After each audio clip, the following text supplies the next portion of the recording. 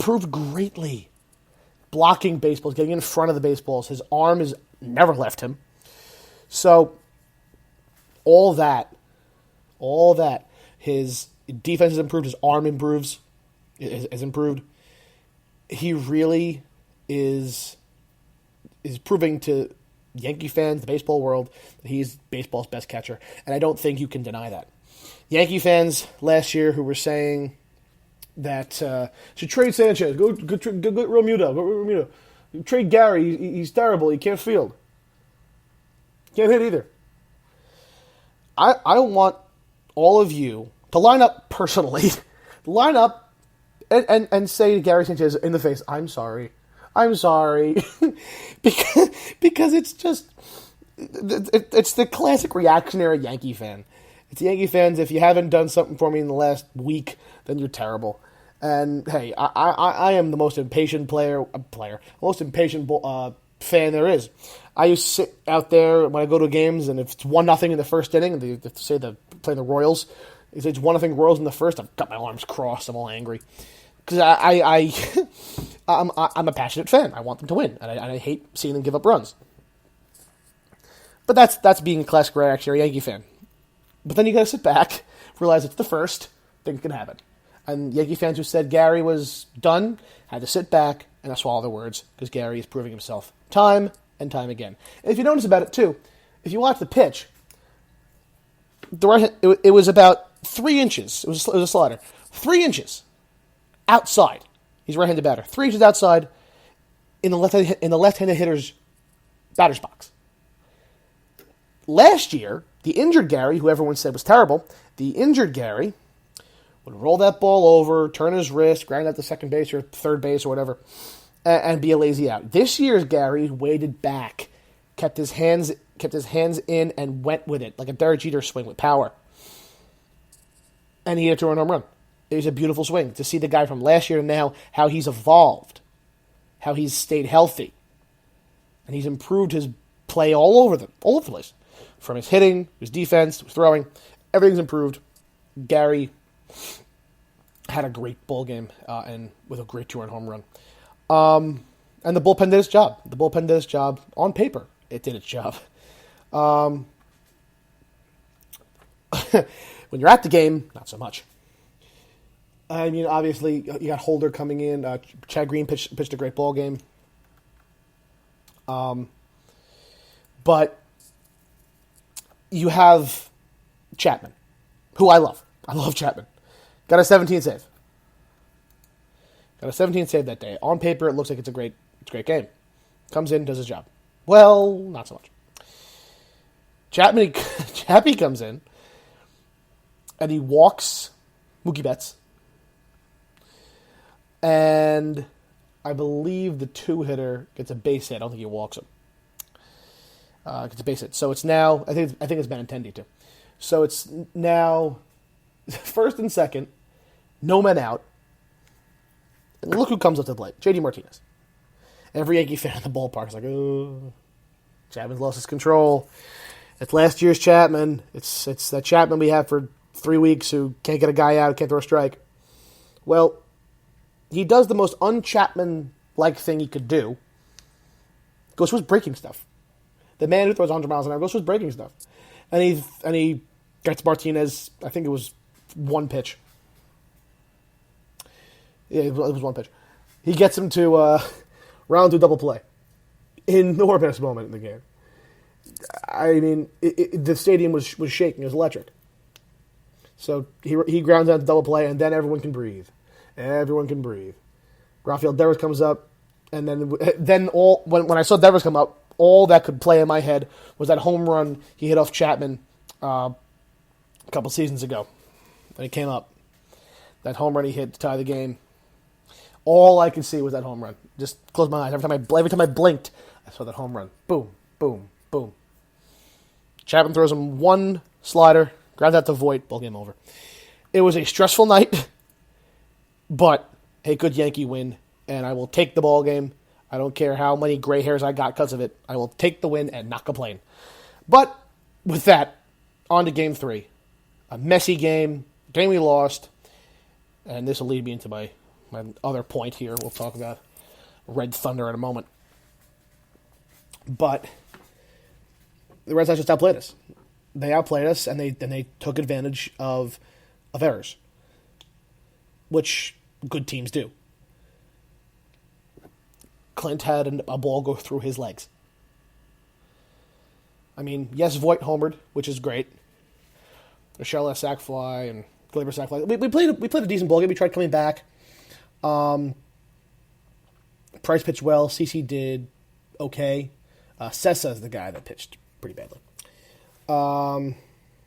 So it was an okay game. It wasn't anything to smile about. It was just a kind of one of those. You won the first two, so the last game you can kind of be about. But I will say this: the big story here is Clint Frazier. Clint Frazier has been the talk of New York ever since that game, and it's culminated in this Clint Frazier versus the media sort of thing. Now,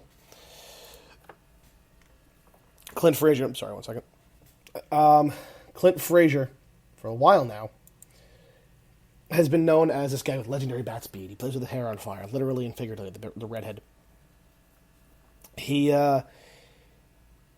the guy that we got in that Andrew Miller trade. We got Justice Sheffield, who ended up landing us James Paxton, and we had Clint Frazier.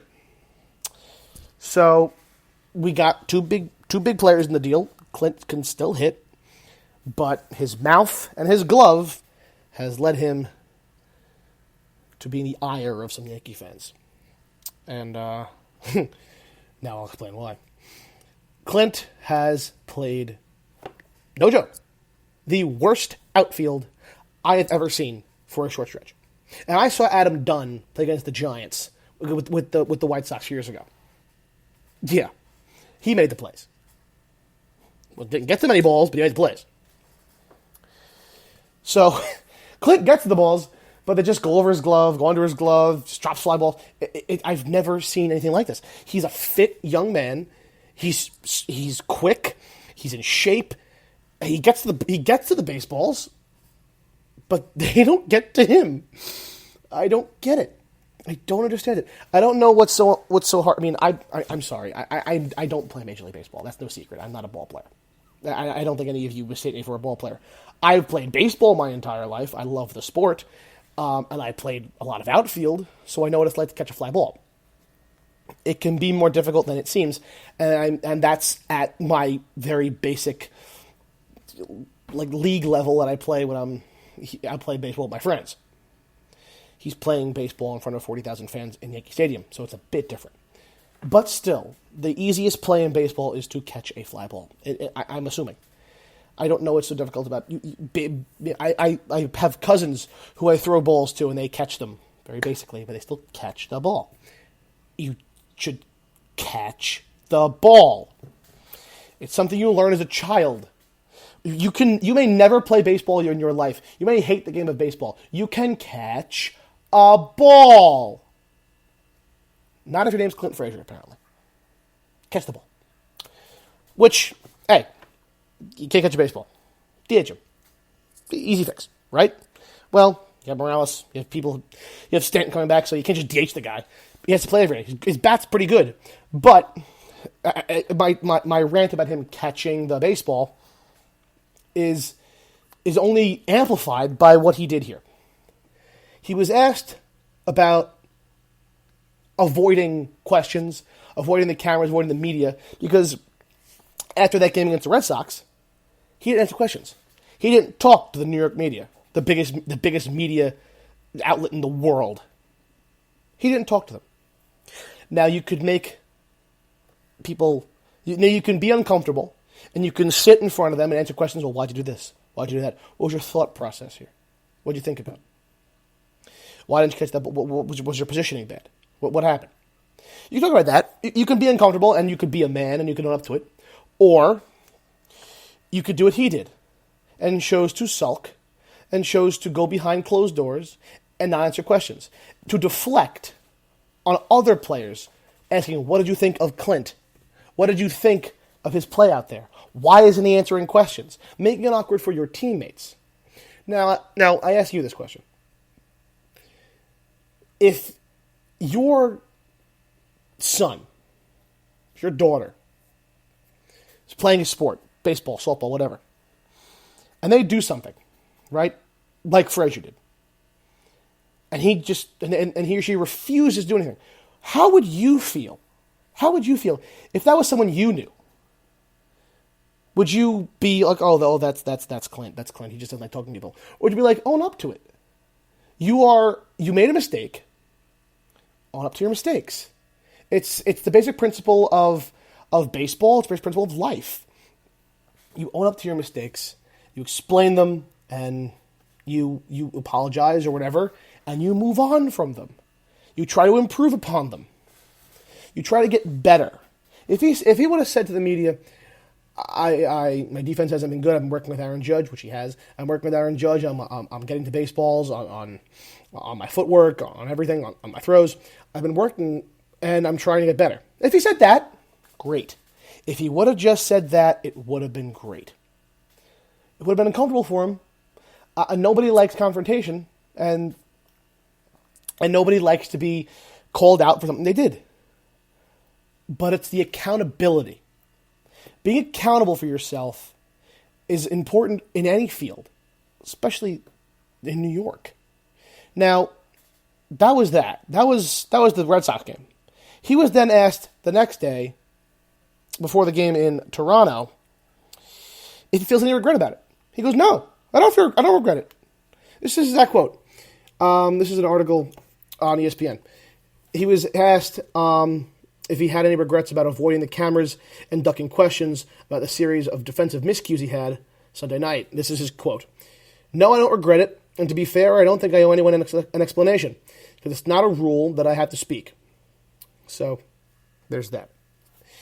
No, Clint, it's not a rule. You don't have to speak. And you don't regret it. Now, if I'm Brian Cashman, I try to toss my hands up. I say, okay, Clint, you don't regret it. All right. You don't regret it. Okay. Then don't talk to the media when you go out and hit 2 home runs.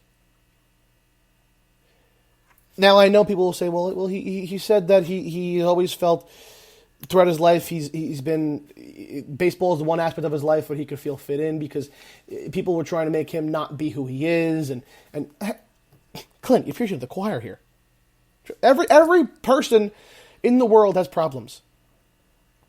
I mean, I can go into my own problems, but I don't have a 4-hour show. So that's what therapy is for. But I don't see any reason why you should say this. I just don't. Cashman's gotta just be livid at this point. If you're gonna go out and you're gonna be arrogant, which he clearly is, I see him as a ball player. I know how he plays. If you're going to go out and have a great game and then talk to the media, yeah, I had a great day, I had 2 home runs, see the ball well, looks like a beach ball out there and try to help my team, you're going to revel in that. You're going to sit in that. You're going to love it. You're going to be like, yeah, I'm the guy. I'm the guy right now. I'm the guy. I had 2 home runs today. I got this team to win. I'm the guy. If you're going to go out and do that, then sit in front of your locker, take tough questions when you are not the guy. Because 9 times out of 10, you won't be the guy. Your name isn't Aaron Judge. Your name isn't Giancarlo Stanton. Your name isn't Gary Sanchez. You're Clint Frazier. And yes, all of New York knows who you are because you play for the Yankees. Play for the Royals. Play for the Padres. Would you be starting out there? Would you be the highlight of your team? Would the world know who you are? No. And I'm not docking the Royals or the Padres. We're the Yankees. We're the biggest market in the world. We're the biggest sports team in the world. Everyone knows that NY logo and know who you are because of that NY logo. So yes, enjoy the spotlight, Clint. I'm not saying don't. Trust me, I would too. But be accountable, man. I've always rooted for you. I feel like I'm quoting someone, but we were rooting for you. We were all rooting for you. Learn something from this. Learn something from this. It's the accountability factor, man. You have to learn from your mistakes, and if you're gonna not talk to the media, then never talk to the media. But if you're gonna talk, when you're doing well, The Tokens doing bad.